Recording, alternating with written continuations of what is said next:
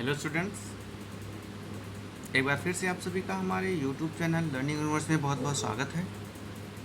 छात्रों, आज की इस वीडियो में हम 9th क्लास के सामाजिक विज्ञान का कार्य पुस्तक संख्या 11 जो कि 31 जुलाई को है, इसको पढ़ेंगे, समझेंगे और प्रश्नों का जवाब देंगे। यह वर्कशीट आपकी हमें संसद क्यों चाहिए, यानी संसद में कौन से लोग होते हैं, आप इस विषय पर आधारित है। आप सबको पता है, आपकी पीछे की जो 2 वर्कशीट्स रही हैं वो हमें संसद क्यों चाहिए, संसद से संबंधित रही हैं कि संसद क्या होती है, संसद में कितने सदन होते हैं, संसद में सांसदों का चुनाव कैसे होता है, संसद के कितने हिस्से होते हैं, संसद का कार्य क्या होता है, संसद का महत्व क्या होता है, इन सब चीज़ों पर चर्चा हमने उनमें की है। वह वीडियो हमने अपने इसी चैनल पर डाला हुआ है। 9th क्लास की जो EMC वर्कशीट्स हैं उस आप प्लेलिस्ट में जाएंगे, आपको मिल जाएगी। और इस वर्कशीट का वीडियो का जो डिस्क्रिप्शन बॉक्स होगा उसमें हम उन वर्कशीट के लिंक भी दे देंगे, क्योंकि अगर आप पहली बार हमारी चैनल पे आए हैं तो आप उन वर्कशीट को देख के पूरे चैप्टर को अच्छे से आपका कॉन्सेप्ट क्लियर हो जाएगा। तो चलिए शुरू करते हैं। बहुत ही सामान्य ईजी है और इसमें संसद के कैसे हम जनता अपनी आवाज़ पहुँचाती है, जो सांसद होते हैं कैसे चुन के आते हैं, कि जाति धर्म और जो जनसंख्या के विभिन्न हिस्से के लोग हैं उनका कैसे प्रतिभाग होता है, प्रतिनिधित्व होता है हमारी संसद में, इन सब पे हम बहुत अच्छी जानकारी आपको देंगे। तो शुरू करते हैं। आम जनता अपनी आवाज़ जनप्रतिनिधियों के माध्यम से सरकार तक जहां पहुंचाती है वह जगह संसद कहलाती है। संसद में विभिन्न राजनीतिक दलों के प्रतिनिधि चुनकर आते हैं। ये विभिन्न जाति धर्म समुदाय के तथा महिला या पुरुष दोनों होते हैं। तो छात्रों, हमें पता है, आपको पिछली वर्कशीट में हमने बताया था, जो वर्कशीट था कि जो भारत में क्या है, संसद के 3 अंग होते हैं, राज्यसभा, लोकसभा और राष्ट्रपति। तो राज्यसभा में 250 और लोकसभा में 445 जो ये सांसद होते हैं, संसद सदस्य, ये तो प्रत्यक्ष रूप से चुन के आते हैं। 2 के अलावा यानी 443 चुन के आते हैं, जनता सीधा वोट देती है। और ये जनता द्वारा चुने गए प्रतिनिधियों से राज्य में जो विधानमंडल उनके द्वारा चुन के आते हैं। तो इन्हें क्या होता है, जो जनता की जो समस्याएं होती हैं, जनता के जो मांग होती है, वह अपने जनप्रतिनिधियों तक पहुंचाती है और वही जाके संसद में उनकी समस्याओं को पहुंचाते हैं या सरकार तक पहुंचाते हैं।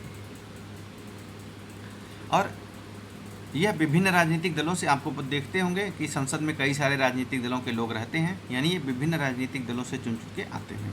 अब वहाँ पे जाति के भी आपको देखेंगे, कई सारे ब्राह्मण से लेकर क्षत्रिय वैश्य जितने भी जातियाँ हैं, समुदाय हैं, महिला पुरुष सभी वर्ग के लोग चुन के आ सकते हैं। अब संसद के लोग कौन से होते हैं? विभिन्न पृष्ठभूमि वाले लोगों की संख्या बढ़ रही है। संसद में पहले क्या होता था कि एक ही क्षेत्र के ज़्यादा लोगों का दबदबा, एक ही समुदाय के लोगों का ज़्यादा दबदबा इस तरह से हुआ करता था। लेकिन अब विभिन्न पृष्ठभूमि वाले लोगों की संख्या बढ़ रही है। देखा जाए तो अब ग्रामीण क्षेत्र की सदस्यता बढ़ रही है, यानी जो ग्रामीण क्षेत्र के पहले पढ़े लिखे लोग ज़्यादा आ पाते थे, या अब ग्रामीण क्षेत्र के लोग भी आ रहे हैं। जिन समूह और तबकों का अब तक संसद में कोई प्रतिनिधित्व नहीं था, अब चुनाव जीतकर आने लगे हैं। जैसे महिलाएं हैं, पिछड़ी जातियों के लोग हैं, अल्पसंख्यक लोग भी राजनीतिक हिस्सेदारी बढ़ रही है। यानी इन लोगों की लगातार संसद की सदस्यों की संख्या में या राजनीति में इनकी भागीदारी, इनकी संख्या बढ़ रही है। अनुसूचित जाति एवं जनजाति की राजनीतिक हिस्सेदारी, मुख्यतः यह माना जाता है कि हमारे हित और अनुभव अलग अलग होते हैं, इसलिए एक समूह के व्यक्ति सबके हित की आवाज़ नहीं उठा सकते। इसी बात को ध्यान में रखते हुए संसद में कुछ सीटें अनुसूचित जाति और अनुसूचित जनजाति के लिए आरक्षित हैं। ऐसा इसलिए किया गया है कि ताकि इन चुनाव क्षेत्रों में केवल पिछड़ी जातियों, आदिवासियों, जनजातियों के उम्मीदवार ही जीतें और संसद में उनकी भी उचित हिस्सेदारी हो। उनके यह भी उम्मीद की जाती है कि वह पिछड़ी जातियों, आदिवासी समुदायों की ज़िंदगी से जुड़े मुद्दों को ज़्यादा अच्छी तरह संसद में उठा सकें। इसीलिए जैसे आरक्षण की व्यवस्था नौकरियों में भी है, ऐसे ही संसद में भी अनुसूचित जनजाति और अनुसूचित जाति के लिए आरक्षण है। ऐसा इसलिए ये माना जाता है कि जो जिस जाति से है वो अपने समूह का, पिछड़ी जो जातियां हैं उनकी आवाज़ को अच्छे तरीके से उठा पाएगा, उनकी समस्याओं को अच्छे तरीके से वो अनुभव कर पाएगा। एक ही समुदाय के लोग सबके हित नहीं सोच सकते हैं या उनके समस्याओं को उस तरीके से नहीं अनुभव कर पाते हैं। तो इसलिए क्या इनके लिए आरक्षण किया गया है।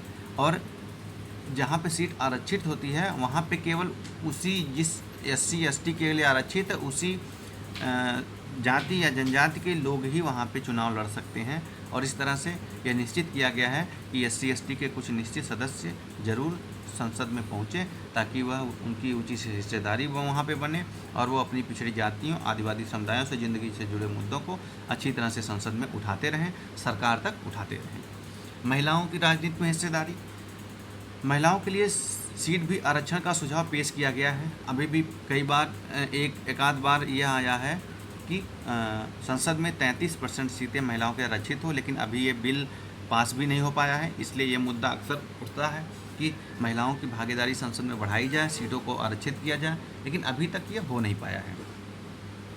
60 साल पहले संसद में केवल 4% महिलाएँ थीं, लेकिन उनकी संख्या 9% से ज़रा ऊपर हो गई है और इस अभी के लिए करंट में यह 11% से ऊपर है।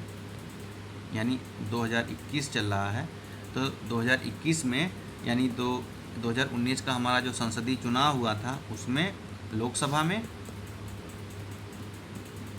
और 250 राज्यसभा में है। तो 250 राज्यसभा में 27 महिलाएं हैं और यहाँ पे 63 के आसपास महिलाएं हैं। तो ये है कि मतलब ये 11% से ऊपर है कुल मिला जुला के। तो ये अच्छा संकेत है कि कहाँ 60 साल पहले 4% थी, अब 11% हो गई है और धीरे धीरे इनकी संख्याएं बढ़ रही हैं। आधी आबादी महिलाओं की है, तो साफ हो जाना चाहिए कि संसद में महिलाओं की आबादी के आधार पर प्रतिनिधित्व मिलना चाहिए। इस प्रकार यह प्रयास किया जाता है कि सभी वर्ग और समुदाय के लोगों को संसद में पहुंचने का पूरा मौका मिले ताकि वे अपने समुदाय के लोगों की भलाई के लिए संसद में आवाज़ उठा सकें और कार्य कर सकें।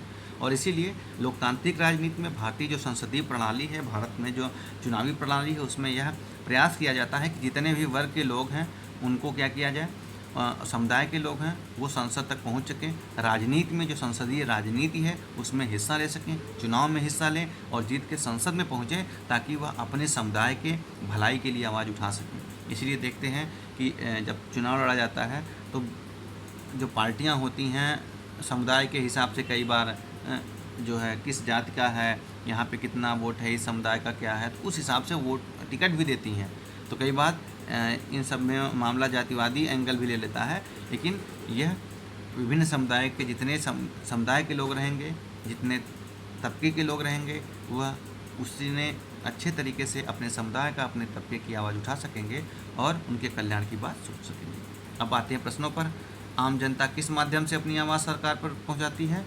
जनप्रतिनिधियों के माध्यम से, जनप्रतिनिधियों के माध्यम से। संसद में महिलाओं की हिस्सेदारी कैसे सुनिश्चित हो सकती है? इसके 2-3 उपाय हैं। पहला तो महिलाओं के लिए आरक्षण हो जाए। दूसरा, ज़्यादा हिस्सेदारी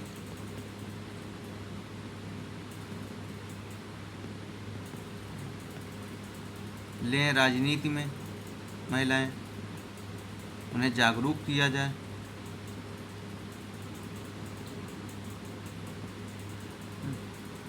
चौथा, पार्टियां, क्योंकि देखिए भारत में जो भी होता है चुनाव में सभी पार्टियां अपने उम्मीदवार उतारती हैं। जो पार्टियां हों ज़्यादा मात्रा में, ज़्यादा संख्या में महिला उम्मीदवारों को टिकट दें।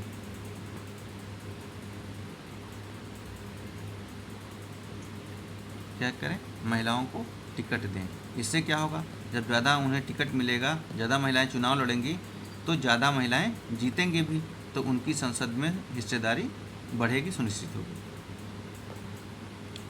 संसद में कुछ समुदायों के लिए आरक्षण व्यवस्था क्यों की गई है? ताकि वो अपने समुदाय की समस्याओं को मांगें और उठा सकें और उनके हित में कार्य कर सकें, उनके हित में कार्य कर विकास को आगे बढ़ा सकें। तो छात्रों, आपके 9th क्लास की यह वर्कशीट यहीं पर समाप्त होती है, जिसका विषय था हमें संसद क्यों चाहिए। इससे पूर्व की जो वर्कशीट है उसका लिंक हम इस वीडियो के डिस्क्रिप्शन बॉक्स में डाल देंगे। तो आप वीडियो को देखिए, हमारे वीडियो को लाइक करिए और इसे ज़्यादा से ज़्यादा शेयर करिए ताकि यह वीडियो में जो हमने बताया है वह आपके दोस्तों तक जितने भी लोग देखें, चाहे वो ना भी पढ़ते हों, लेकिन उनके ये काम की चीज़ें हैं, वह उसे जान के इसका लाभ ले सकें। Thank you.